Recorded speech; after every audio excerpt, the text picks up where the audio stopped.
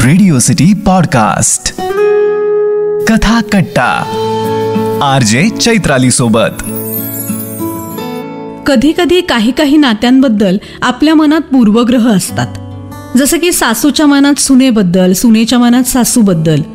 पण चित्रपटांमध्ये दाखवतात तशी खाष्ट सून किंवा सासूच तुम्हाला प्रत्यक्षात मिळेल असं काही नसतं. कधीतरी उलटही घडतं, जसं या कथेत पूर्वग्रह ही प्रणाली देशमुख यांनी लिहिलेली कथा आपण ऐकणार आहोत कथाकट्ट्यावर. अर्थातच माझ्या म्हणजेच चैत्रालीच्या आवाजात. पूर्वग्रह. अगं चालताना जरा हळूवार चालत जा आणि आता साडी नेसायची प्रॅक्टिस कर. जरा स्वयंपाकात लक्ष घालत जा ना ग. 2-4 पदार्थ करून तर बघ, नाहीतर तुझी सासू म्हणायची आईने मुलीला काहीच शिकवलं नाही. असले टोमणे रोजच्याच दिनचर्याचा भाग बनले होते. राणीला वाटायचं लग्न म्हणजे नक्की काय? आपल्या आवडीनिवडी, आपलं राहणीमान, आपला स्वभाव सगळं बदलवून माप ओलांडायचं. आणि खरंच सासू इतकी दुष्ट असते का? त्यात माझं लक्ष माझं करिअर आणि नोकरीकडे. त्यामुळे असं स्वयंपाकघरात राबायला मला जमेल का? आणि मुळात मीच का बदलायचं? असले कितीतरी प्रश्न राणीच्या मनात रोज यायचे. पण समीरशी बोलल्यावर तिला खूप मोकळं वाटायचं, कारण तिचा होणारा भावी नवरा खूप समजूतदार आणि तिला तिची स्पेस देणारा होता. त्यामुळे निदान नवरोबा समविचारी आहे म्हणून तिला धीर यायचा. माप ओलांडून राणी खरोखर समीरची राणी झाली. दोघांनीही काही दिवसांच्या सुट्ट्या टाकलेल्या. 4 दिवस नातलग, पाहुणे, सर्व मंडळी लग्नघरी असल्यामुळे राणीवर कोणतीच जबाबदारी पडली नाही. मात्र आज राणीची एंट्री तिच्या हक्काच्या प्रांतात म्हणजे स्वयंपाकघरात होणार होती. सासू, सासरे, नणंदबाई आज राणी के हातों से बनाई रसोई जेवणार होते. नवीन सूनबाई काहीतरी छान बनवणार याची उत्सुकता पणाला गेलेली होती. राणीच्या मदतीला घरातली खूप जुनी मोलकरीण जया थांबलेली होती. नक्की कशात काय आहे हा मोठा गहन प्रश्न राणीपुढे होता. खरं म्हणजे स्वयंपाकघरात आल्या आल्या तिला थोडं धडधडायलाच लागलं. शेवटी जमेल तसं जयाच्या मदतीने आणि कधीतरी आई गावाला गेलेली असताना जे ती बनवायची ते मेनू तिने बनवले. नवीन घर, नवीन वस्तू, त्यामुळे स्वयंपाकघरात वावरताना तिची तारांबळच उडाली. पण तिला महिला मंडळाचं वाक्य आठवलं. तुझी सासू म्हणेल आईने काहीच शिकवलं नाही. बास, तेच आठवून राणीने आमटी, भरली वांगी बनवली आणि हुश म्हणून एकदाचा सुटकेचा निश्वास सोडला. सगळेजण ताटकळत डायनिंग टेबलवर हजर. राणीने पानं वाढायला घेतली. इतक्यात सासूबाई म्हणाल्या, अगं तू पण बस की. नको, मी नंतर बसते. खरं म्हणजे राणीला सगळ्यांच्या सोबत बसून जेवण जाणार नाही हे तिला ठाऊक होतं.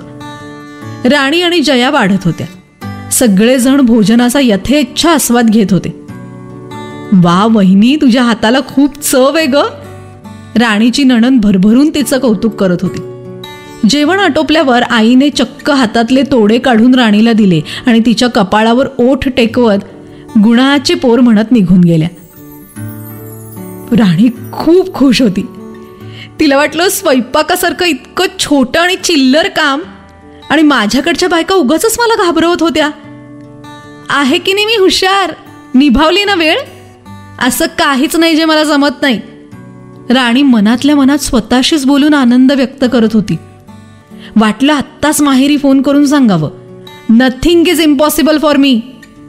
सगळं आवरून झाल्यावर तिने ताट वाढून घेतलं आणि बेडरूम मध्ये गेली. समीरशी गप्पा मारता मारता जेवण करूया, शिवाय त्याच्याकडून माझी प्रशंसा अजून बाकी आहे असं म्हणून राणी ताट घेऊन बेडरूम मध्ये गेली. काय समीर, पहिल्याच बॉलमध्ये मारला ना मी सिक्सर. तुझे आई, बाबा, बहीण किती कौतुक करत होते माझं.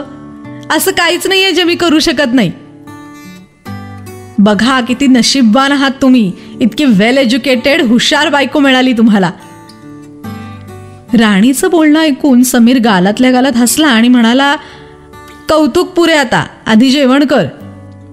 राणीने मस्त तोऱ्यात चपातीचा तुकडा आमटीमध्ये बुडवला आणि डोळे बंद करून घास घेतला आणि क्षणात तिला ब्रह्मांड दिसलं.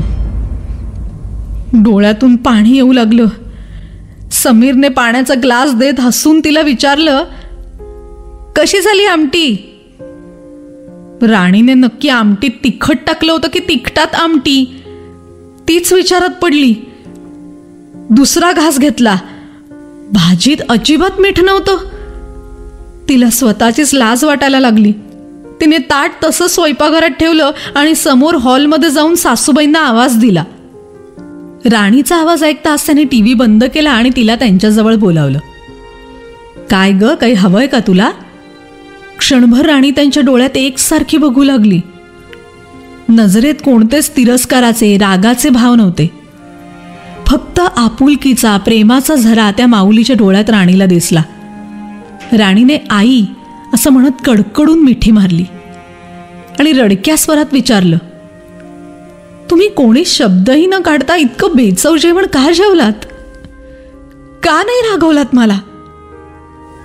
राणीच्या पाठीवरून हात फिरवत सासूबाईंनी तिचे डोळे पुसले आणि तिला समजावून सांगितलं, राणी, अगं तू इतक्या आपुलकीने जेवण बनवलंस, मग त्यात मीठ आहे की नाही, तिखट जास्त आहे की कमी आहे, हे गौण आहे.